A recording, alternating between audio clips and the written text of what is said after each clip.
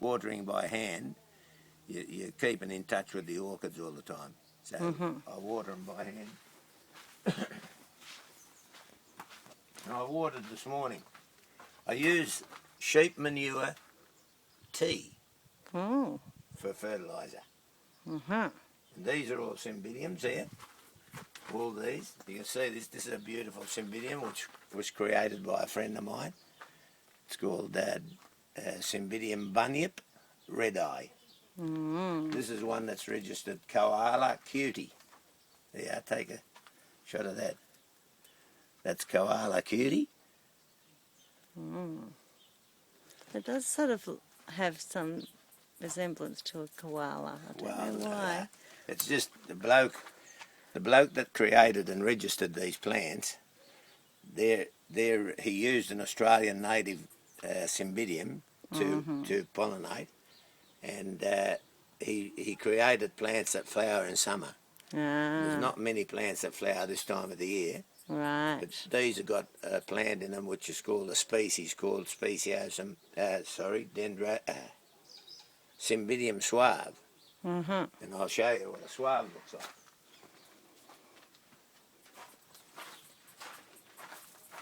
Believe it or not, this is what he used to create those little flowers there. That's an Australian native cymbidium, and it grows in the hollow logs of the trees, and that's why it's growing in that medium. It's tiny. Yeah. There's another variety of it up here. You have a look.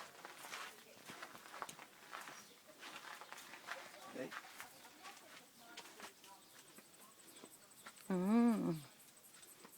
So, and that's actually something is pollinated, and that's going to be a pod there.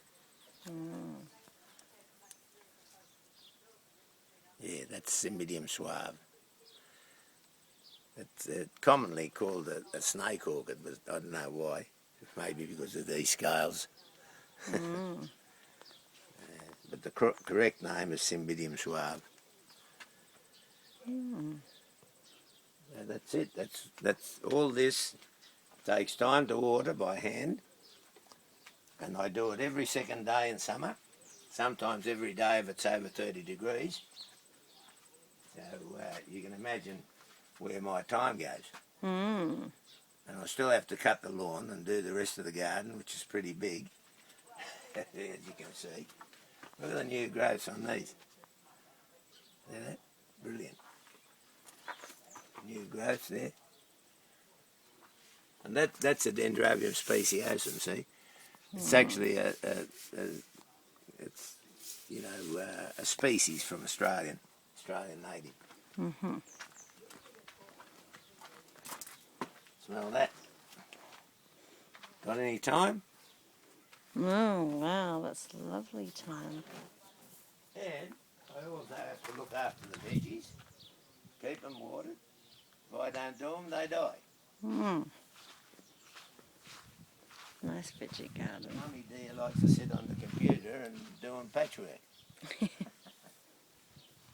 Okay, look at this cucumber. She's just about ready to pick, but it's still growing.